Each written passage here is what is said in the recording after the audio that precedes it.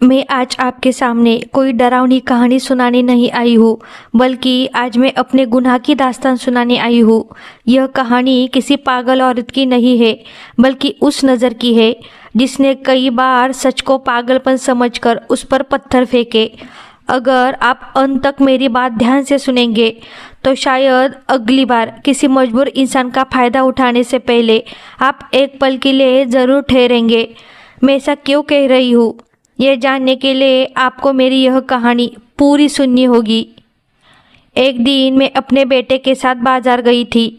उस समय मेरे बच्चे का हाथ मेरे हाथ में था, लेकिन मैं सब्जियां खरीदने में इतनी व्यस्त थी कि मेरे बेटे का हाथ कब छूट गया मुझे पता ही नहीं चला। जब मैंने पीछे मुड़कर देखा तो मेरा बेटा मेरे साथ नहीं था। मुझे याद था कि मैंने उसका नन्हा सा हाथ मजबूती से पकड़ा था, लेकिन शायद किस्मत के आगे ममता भी कमज़ोर पड़ गई थी। तभी मेरे आंखों के सामने अंधेरा छा गया, क्योंकि मैं उसी बदनाम गली के बीच खड़ी थी जहाँ लोग अपने बच्चों को उस औरत के डर से घर में बंद रखते थे। वो औरत दिखने में बेहद डरावनी लगती थी। उलझे बाल, फटे कपड़े और उदासी भरी आंखें। वह सड़क पर पागलों की तरह घूमती, कभी लोगों को घूरती तो कभी हवाओं से बात करती। इसलिए लोग उसे पागल समझकर उस पर पत्थर मारते थे। उसी दिन जब मैं थोड़ी देर के लिए सामान लेने गई तो एक पल के लिए मेरा ध्यान भटक गया और मेरा छोटा बेटा, जो अभी चलना सीख रहा था, मेरा हाथ छोड़कर आगे चला गया। जब मुझे होश आया तो वो मेरी नज़रों से ओझल हो चुका था। मैं बहुत घबरा गई और हर गली, हर दुकान और हर कोने में पागलों की तरह उसे ढूंढने लगी, लेकिन उसका कोई पता नहीं चला। मेरे मन में बुरे बुरे ख्याल आने लगे कि शायद कोई मेरे बच्चे को उठा कर ले गया हो या वह किसी कार के नीचे आ गया हो। इसी घबराहट में जब मेरी नज़र गली के कोने पर पड़ी तो मेरा खून ठंडा हो गया और मेरा गला सूख गया, क्योंकि मैंने देखा कि वही पागल औरत जिसे पूरा मोहल्ला पागल कह रहा था, वह ज़मीन पर बैठी थी और मेरा बेटा उसके गोद में था। वह उसे अपनी गंदी बाहों में लेकर बैठी थी। यह देखकर मेरा डर और बढ़ने लगा और मुझे लगा कि वह मेरे बच्चे को नुकसान पहुंचाएगी, क्योंकि लोग कहते हैं कि पागलों का कोई भरोसा नहीं होता। अपने डर के बावजूद मैंने हिम्मत जुटाई और कांपते कदमों से उसकी तरफ बढ़ी। मैं उस पर घायल शेरनी की तरह झपटी, लेकिन पास आते ही जो नज़ारा मैंने देखा उसने मुझे रोक दिया। वह औरत मेरे बच्चे को कोई नुकसान नहीं पहुंचा रही थी, बल्कि उसे बहुत प्यार से देख रही थी, जैसे कोई माँ अपने खोए हुए बच्चे को देखती है। उसकी आंखों से आंसू बह रहे थे और वह मेरे बेटे का माथा चूम रही थी, उसके सिर पर हाथ फेर रही थी। मेरा बेटा भी उसकी गोद में सुकून से खेल रहा था, जैसे वह उसे बहुत पहले से जानता हो। लेकिन माँ का डर इन भावनाओं को समझ नहीं पाया और मैंने अपने बच्चे को उसकी गोद से छीनकर अपने सीने से लगा लिया। मैं उस औरत को गुस्से से देखने लगी और कुछ कहने ही वाली थी कि उसने ऊपर देखा और मेरी आंखों में देखकर धीमी और कांपती आवाज़ में कहा, इसे संभाल कर रखना, इसकी रक्षा करना, क्योंकि इसकी पीठ पर जो तिल है वह भी मेरे बेटे को भी था। उसकी बातों में इतना दर्द और सच्चाई थी कि मैं एक पल के लिए खामोश हो गई और अनजाने में अपने बेटे की कमर की तरफ देखने लगी, जहाँ उसकी शर्ट थोड़ी ऊपर थी और वही काला तिल साफ दिख रहा था जिसे मैं अक्सर नज़रअंदाज कर देती थी। उस औरत को मेरे बच्चे के तिल के बारे में कैसे पता चला, यह बात मुझे बिल्कुल समझ में नहीं आ रही थी। मैं इतना डरी हुई थी कि अपने बच्चे को सीने से लगाकर बिना रुके जोर से भागने लगी। मेरी इतनी हिम्मत भी नहीं हुई कि मैं पीछे मुड़कर देख पाऊँ कि वह औरत मेरा पीछा कर रही है या नहीं। और जब तक मैं अपने घर की दहलीज पर पहुँची, मेरी सांस फूल चुकी थी। घर में घुसते ही मैंने जल्दी से दरवाज़ा बंद किया और सारी खिड़कियां और रोशनदान बंद कर दिए, जैसे कोई भूत मेरा पीछा कर रहा हो। घर के अंदर आने के बाद भी मुझे चैन नहीं मिला। मेरा दिल जोर जोर से धड़क रहा था। मैंने बच्चे को बिस्तर पर लिटाया, उसके कपड़े उतारे और उस तिल को फिर से देखने लगी। यह एक साधारण काला निशान था, जैसे कई बच्चों के शरीर पर होता है, लेकिन उस औरत की आंखों में इस बच्चे के लिए तड़प देखकर मैं बेचैन हो गई। मैं बार बार पर्दा हटाकर गली में देख रही थी, कहीं वही औरत हमारे घर तो नहीं आई, लेकिन गली पूरी तरह सुनसान थी। मैंने खुद को समझाया कि वो औरत ज़रूर पागल होगी और उसे कोई भ्रम हो गया है, लेकिन एक माँ का दिल कुछ भी मानने को तैयार नहीं था। समय बहुत धीरे धीरे बीत रहा था और हर पल मेरी बेचैनी बढ़ रही थी। इसी डर और उलझन में शाम हो गई, सूरज ढल गया और घर में अंधेरा छाने लगा। फिर मैं उठी, लाइट जलाई और अपने पति के लौटने का इंतज़ार करने लगी, जो हर शाम काम से घर आते थे। आज मुझे उनकी बहुत ज़रूरत थी, क्योंकि मेरा दिल भारी था और मैं उन्हें ये सब बात बताकर दिलासा पाना चाहती थी, ताकि वे मुझे समझा सके कि यह सब बस एक पागल औरत की बकवास है और इसका हकीकत से कोई लेना देना नहीं है। अचानक दरवाज़ा ज़ोर ज़ोर से बजने लगा। मैंने डरते डरते दरवाज़ा खोला तो सामने मेरे पति खड़े थे। दिन भर की मेहनत के बाद वे बहुत थके हुए लग रहे थे और उनके चेहरे पर साफ थकान दिख रही थी। मैंने अपनी घबराहट छिपाई और उन्हें अंदर आने दिया। फिर उनके लिए पानी लाने रसोई की ओर चली गई। जब पानी लेकर लौटी तो वे कुर्सी पर सिर टिकाए बैठे थे। मैंने उन्हें पानी का गिलास दिया और उनके पास बैठ गई।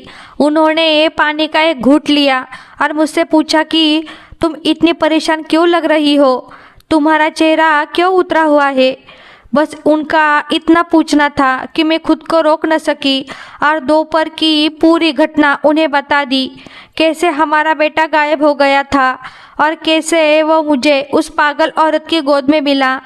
मैंने यह भी बताया कि मैं बहुत डर गई थी, लेकिन उस औरत ने बच्चे को कोई नुकसान नहीं पहुंचाया, बल्कि उससे प्यार कर रही थी। जब मैंने उस औरत की आखिरी बात बताई कि इस बच्चे को संभाल कर रखना, इसकी कमर पर जो तिल है वही मेरे बेटे की कमर पर भी था, यह सब सुनकर कमरे में अजीब सी खामोशी छा गई। मैंने देखा कि मेरे पति का हाथ हवा में ही रह गया और उनके हाथ में पकड़ा गिलास कांपने लगा। चेहरा थकान से पीला पड़ चुका था और अब पूरी तरह सफ़ेद हो गया था, मानो शरीर से सारा खून ही निकल गया हो। हमेशा प्यार झलकने वाले आँखों में अब डर साफ दिख रहा था। तभी अचानक उनकी पकड़ ढीली पड़ गई और पानी से भरा गिलास फर्श पर गिरकर जोर से टूट गया। इस आवाज़ से घर की शांति भंग हो गई, लेकिन उन्हें कोई फर्क नहीं पड़ा। वे बस पत्थर जैसी आंखों से अपने सामने खाली जगह को घूर रहे थे, जैसे उन्होंने कुछ भयानक देख लिया हो। मैंने घबराकर उनका कंधा हिलाया और पूछा कि क्या हुआ, तुम इतनी परेशान क्यों हो। वह बस एक पागल औरत थी जिसने ऐसा ही कुछ कह दिया होगा। उन्होंने मेरी बात का कोई जवाब नहीं दिया। अचानक वे अपनी जगह से उठे और तेजी से खिड़की की ओर गए। पर्दा हटाकर बाहर गली में देखने लगे। उनका यह व्यवहार इतना डरावना था कि मेरे रोंगटे खड़े हो गए, क्योंकि मैंने उन्हें कभी इतना डरा हुआ नहीं देखा था।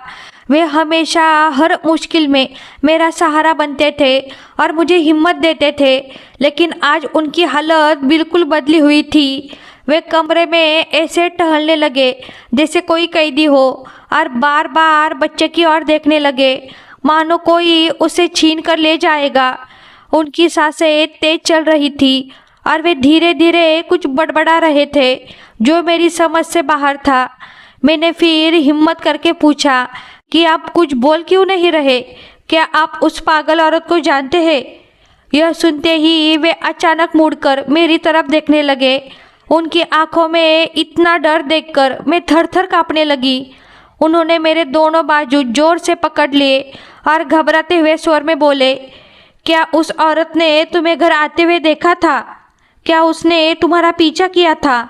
और क्या गली में कोई और भी था जिसने यह सब देखा हो? उनके लगातार सवाल और सख्त लहजा मेरे भीतर बैठे डर को और भी भड़का रहा था। मैं रोते हुए बोली कि मुझे कुछ नहीं पता, मैं तो सिर्फ भागकर घर आई थी। लेकिन आप इतने डरे हो क्यों लग रहे हैं? यह सुनकर उन्होंने मुझे झकझोरते हुए कहा कि यह वहम नहीं था। तुम जानती नहीं कि तुमने क्या कर दिया है। तुमने मौत को बुलावा दे दिया है। यह सुनते ही मेरे पैरों तले ज़मीन खिसक गई। उन्होंने मुझे छोड़ दिया और पागलों की तरह अलमारी की ओर दौड़े। कपड़े निकालकर बैग में ठूसने लगे। मैं हैरानी और सदमे से बस उन्हें देख रही थी। मुझे समझ नहीं आ रहा था कि यह सब क्या हो रहा है। जो आदमी इस शहर में अपना घर बसाने के लिए दिन रात मेहनत करता था, वही आज अपना बना बनाया घर छोड़ने को तैयार था। फिर उन्होंने मेरी ओर देखा। उनके माथे पर पसीने के बूंदें चमक रही थी और उनके होंठ डर से कांप रहे थे। उन्होंने भारी और कांपती हुई आवाज़ में मुझसे कहा कि हमारे पास बहुत कम समय है और हमें इसी वक्त यह शहर छोड़ना होगा। यहाँ एक पल भी रुकना खतरनाक है। मैं रोते हुए पूछने लगी कि क्यों, हम कहाँ जाएंगे और ऐसा क्यों करना पड़ रहा है? लेकिन उन्होंने डरे हुए लहजे में कहा कि मैं यह सब नहीं समझ पाऊंगी। उन्होंने बताया कि वह औरत कोई आम पागल नहीं है और वह तिल कोई साधारण निशान नहीं है। अगर उसने वह निशान देख लिया है तो वह ज़रूर यहाँ आएगी, और अगर वह आ गई तो हमारी ज़िंदगी, हमारा घर, हमारा बच्चा, सब कुछ खत्म हो जाएगा। उनकी बातों में छुपा हुआ डर इतना गहरा था कि मुझे यकीन हो गया कि कोई बहुत भयानक राज है जो उनके दिल में दबा हुआ था और आज उस पागल औरत की बात से बाहर आ गया है। जब मैंने उनकी आंखों में देखा तो वह अब प्यार नहीं, सिर्फ मौत जैसा डर नजर आ रहा था। मुझे लगने लगा कि अब हम उस घर में कभी चैन से नहीं रह पाएंगे। मेरे पति ने जल्दी जल्दी बैग बंद किया, बच्चे को उठाया और उनके हाथ अब भी कांप रहे थे। वह बार बार दरवाजे की तरफ देख रहे थे, जैसे कोई अभी दरवाज़ा तोड़कर अंदर आ जाएगा। वह रात हमारी ज़िंदगी की सबसे लंबी और डरावनी रात बन गई और मुझे नहीं पता था कि अगली सुबह हम जिंदा भी रहेंगे या नहीं।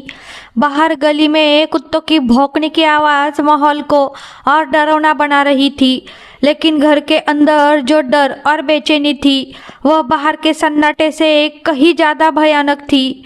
जो शख्स थोड़ी देर पहले तक मुझे मजबूत सहारे जैसा लग रहा था, अब सूखे पत्ते की तरह काँप रहा था और उसका डर मुझे भी जकड़ता जा रहा था। जिस तरह उनके हाथ से पानी का गिलास गिरा और जिस हड़बड़ी में उन्होंने घर की सारी बत्तियां बुझाई, उससे मेरे मन में शक और डर और भी गहरे हो गए।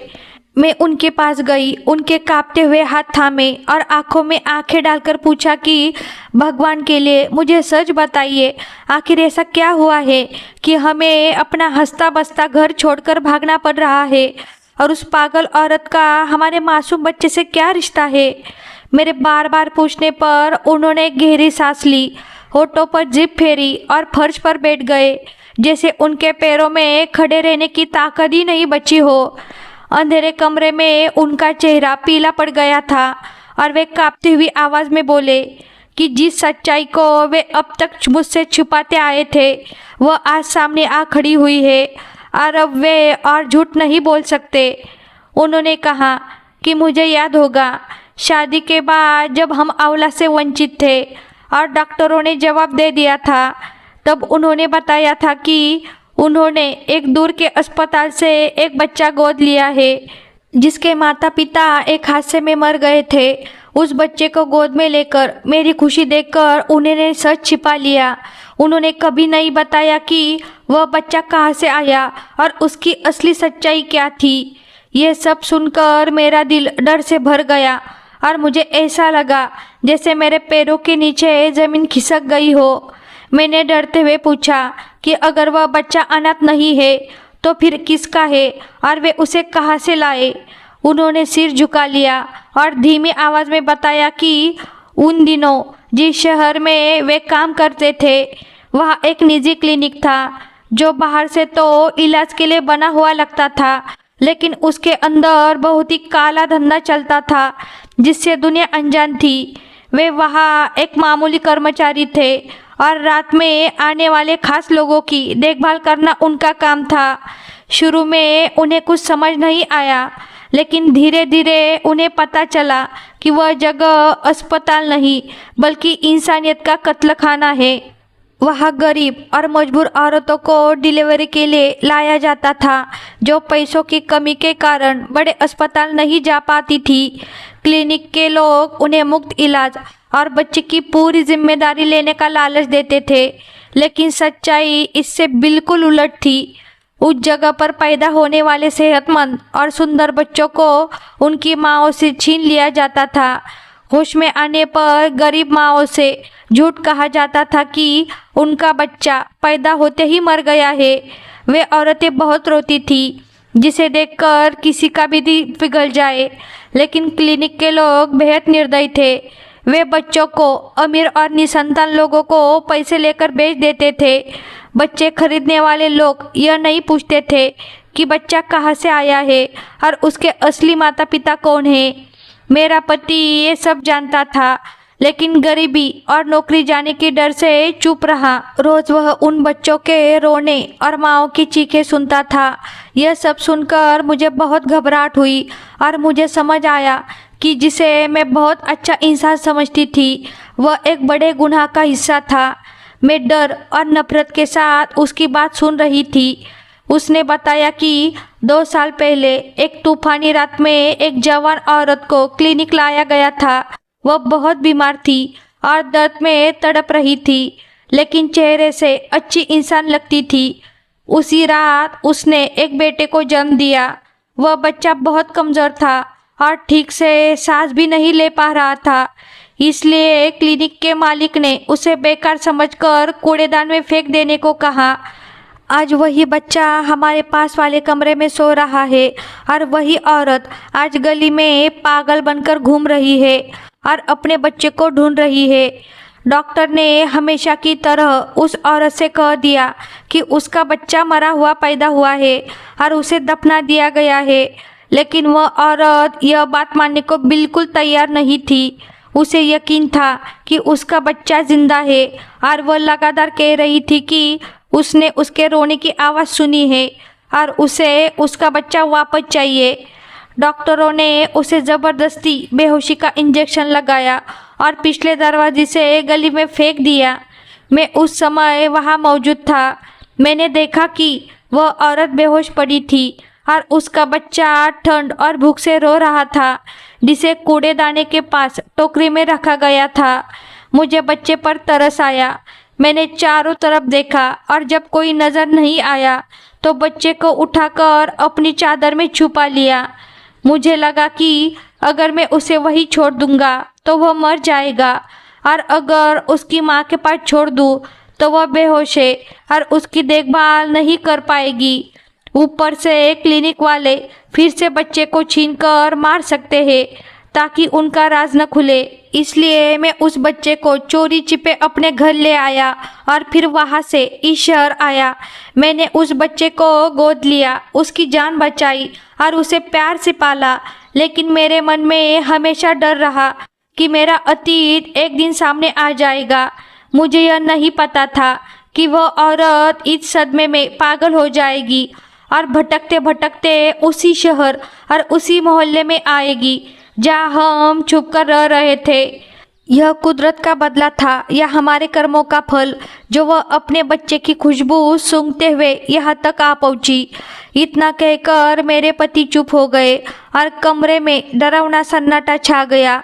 मैं पत्थर की तरह बैठी रही और मेरी आंखों से आंसू बहते रहे। मुझे समझ नहीं आ रहा था कि मैं अपने पति से नफरत करूं या उन पर दया करूं। एक तरफ उन्होंने एक माँ से उसका बच्चा छीन लिया था, लेकिन दूसरी तरफ उन्होंने एक मासूम की जान भी बचाई थी। फिर भी मेरा दिल उस औरत के लिए बहुत दुखी था जिसे लोग पागल कहते थे और जिस बच्चे पर पत्थर मारते थे। असल में वह एक दुखी माँ थी जो अपने जिंदा बच्चे को ढूंढ रही थी। मैं रोते हुए बोली कि अगर यह बच्चा उसी का है तो हमें उसे उसका बेटा लौटा देना चाहिए, क्योंकि हमने 2 साल तक उसके बेटे को अपने पास रखा है और अब उस औरत को इंसाफ मिलना चाहिए। मेरी बात सुनकर मेरे पति ने मुझे कंधों से हिलाया। उनकी आंखों में डर साफ दिख रहा था। उन्होंने कहा कि तुम पागल हो रही हो, क्योंकि यह बात सिर्फ उस औरत और बच्चे की नहीं है। वह क्लिनिक कोई आम जगह नहीं थी। उसके पीछे एक बहुत बड़ा और ताकतवर गिरोह था। जब वे वहाँ से भागे थे तो सिर्फ बच्चा नहीं बल्कि एक बड़ा राज भी साथ ले आए थे।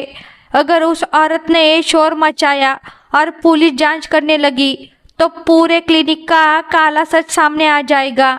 जब उन लोगों को पता चल जाएगा कि वह औरत जिंदा है और वह बच्चा हमारे पास है तो वे हमें मार डालेंगे।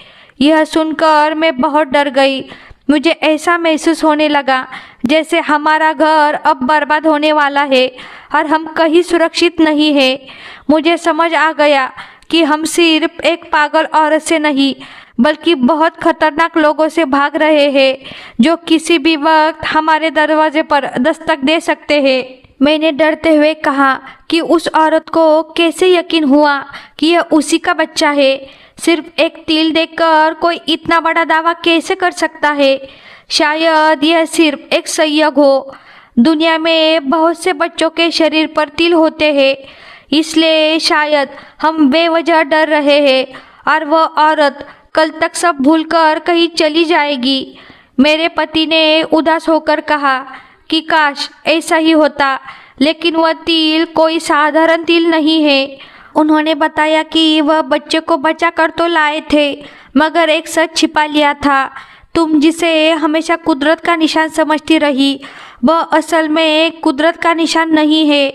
क्लिनिक में बच्चों की पहचान के लिए उनके शरीर पर एक खास जगह पर केमिकल से निशान बनाया जाता था ताकि ज़रूरत पड़ने पर बच्चों की पहचान की जा सके। यह निशान बहुत बारीकी से एक खास केमिकल से बनाया जाता था जो सालों तक नहीं मिटता और बिल्कुल आम तिल जैसा दिखता था ताकि किसी को शक न हो।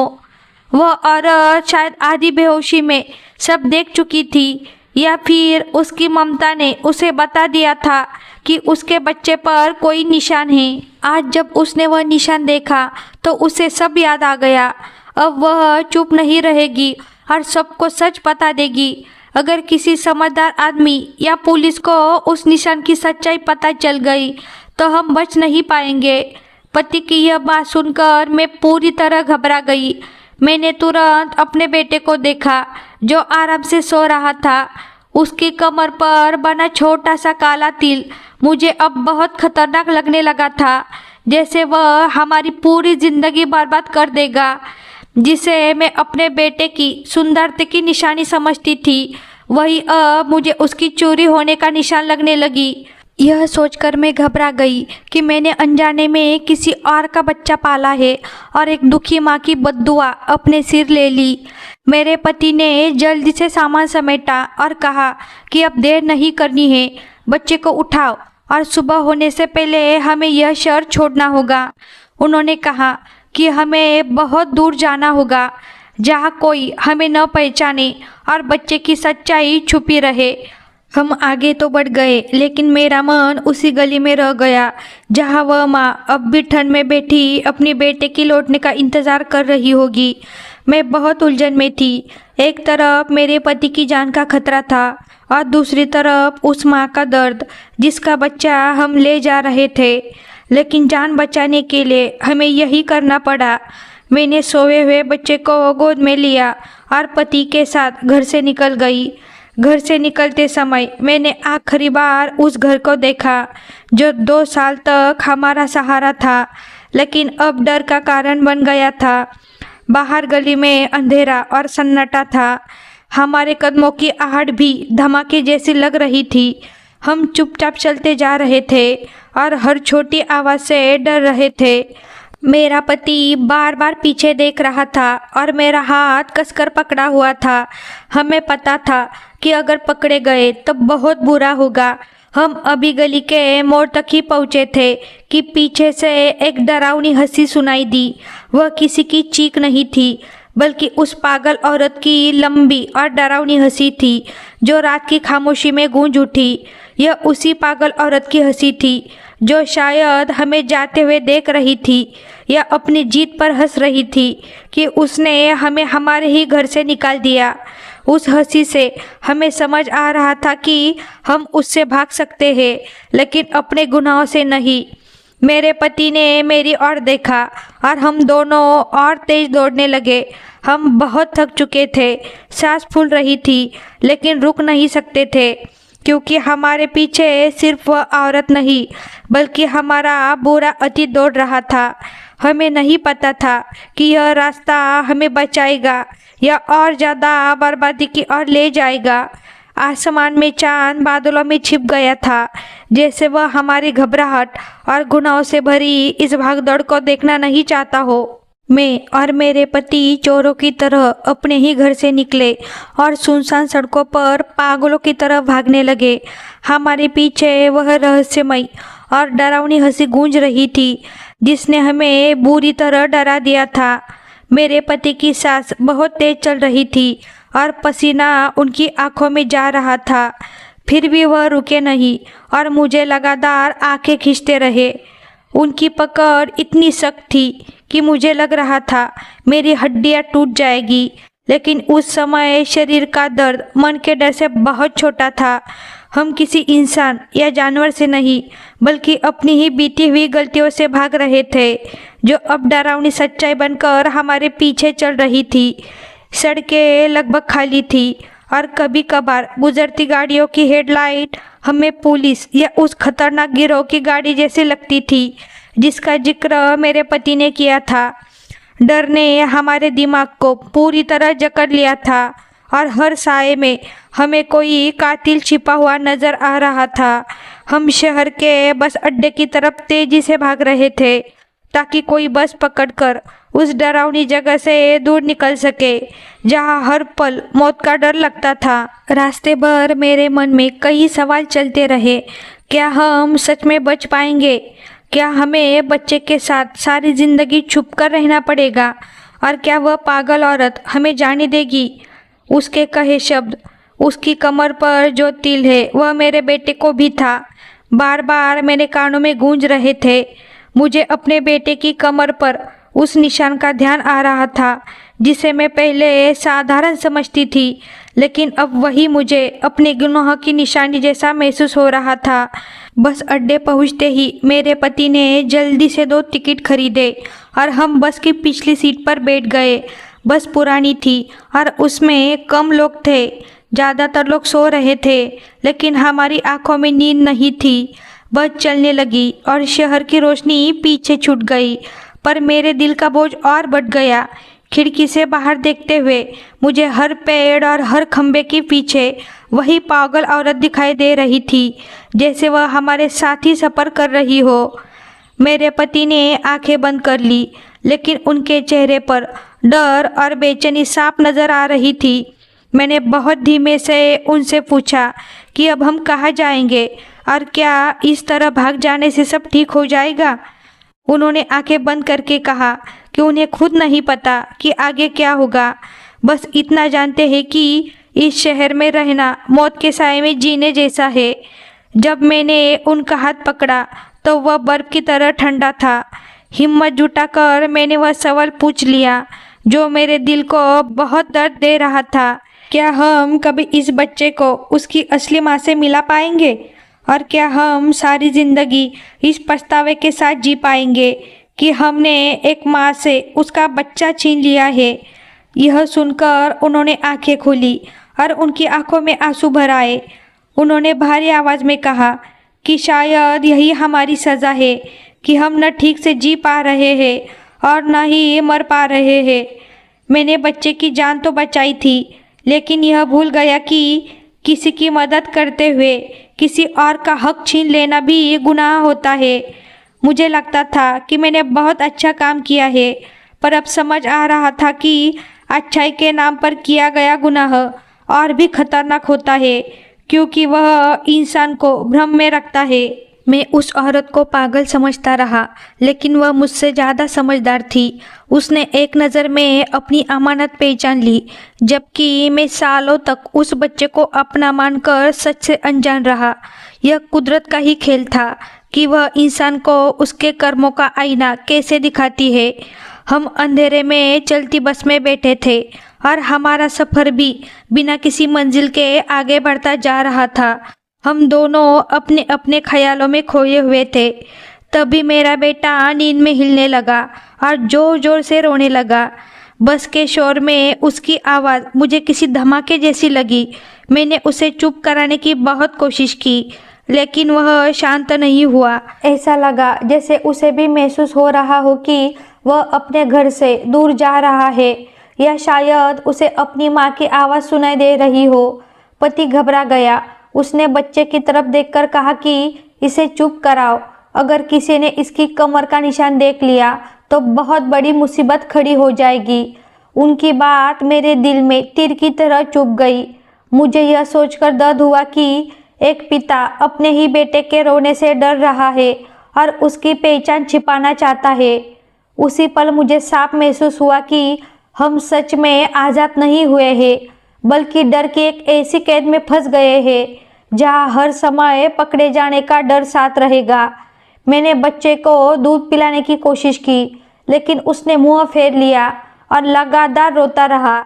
उसके रोने में इतना दर्द था कि मेरा दिल टूटने लगा और मुझे क्लिनिक के बाहर उस पागल औरत की चीखें याद आ गई जो अपने बच्चे के लिए तड़प रही थी। मुझे ऐसा लगा जैसे वह बच्चा नहीं, बल्कि कुदरत हमसे पूछ रही हो कि एक मासूम को उसकी जड़ों से अलग करके हम किस तरह की खुशी चाहते थे। थोड़ी दूर जाने के बाद हम एक सुनसान जगह पर रुके। पति ने कहा कि यही उतर जाते हैं। यह शहर अब काफ़ी दूर है और यहाँ कोई हमें नहीं पहचानेगा। हम बस से उतरकर खाली सड़क के किनारे खड़े हो गए। रात का आखिरी समय था और ठंडी हवा शरीर को चीर रही थी। हमारे बीच बच्चा था जो थककर सो चुका था, लेकिन हमारा ज़मीर जाग गया था। पति बैग कंधे पर डालकर आगे चल दिए और मैं उनके पीछे चल पड़ी। मेरे कदम भारी थे, क्योंकि मुझे लग रहा था कि मैं अपने बेटे को नहीं, बल्कि किसी की चुराई हुई अमानत को उठाकर लाई हूँ, जिसका बोझ बहुत भारी था। हम एक छोटे से यात्रियों के ठहरने की जगह पहुँचे और एक कमरा ले लिया। कमरे की हालत बहुत खराब थी। दीवारों में सीलन भरी हुई थी, लेकिन हमारे पास और कोई चारा नहीं था। सामान रखकर हम फर्श पर बिछे गद्दे पर बैठ गए। तभी मेरे पति ने सिर पकड़ लिया और वो जोर जोर से रोने लगे। यह पहली बार था जब मैंने उन्हें बच्चों की तरह टूटकर रोते हुए देखा था। वे खुद को कोस रहे थे और कह रहे थे कि उन्होंने सब कुछ बर्बाद कर दिया, मेरी जिंदगी भी और उस मासूम बच्चे की भी। डर और लालच में लिया गया उनका फैसला आज हमें इस हालत में ले आया था कि हम कहीं के नहीं रहे। वे बार बार यही कहते रहे कि काश उसी समय बच्चे को उसकी माँ को लौटा दिया होता, चाहे इसके बदले उन्हें जेल ही क्यों न हो जाती। कम से कम उनका ज़मीर तो सुकून में रहता। आज वे लोग बाहर से आज़ाद थे, लेकिन अंदर से कैद में जी रहे थे। और वह औरत जिसे सब पागल कहते थे, असल में जीत गई थी, क्योंकि उसने कभी सच का साथ नहीं छोड़ा।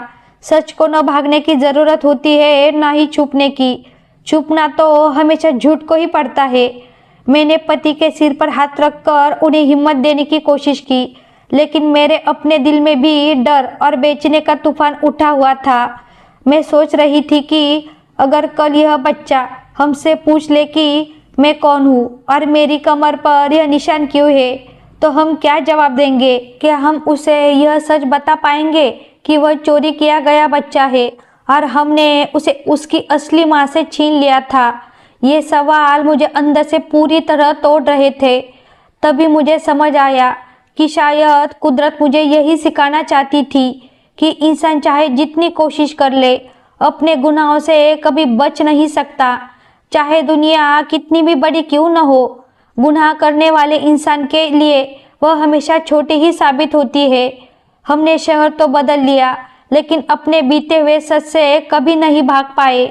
बच्चे की कमर पर जो निशान था, वही निशान हमारे लिए शर्म का दाग बनकर हमारे माथे पर चिपक गया था, जो भीड़ में रहते हुए भी हमें अलग दिखा रहा था।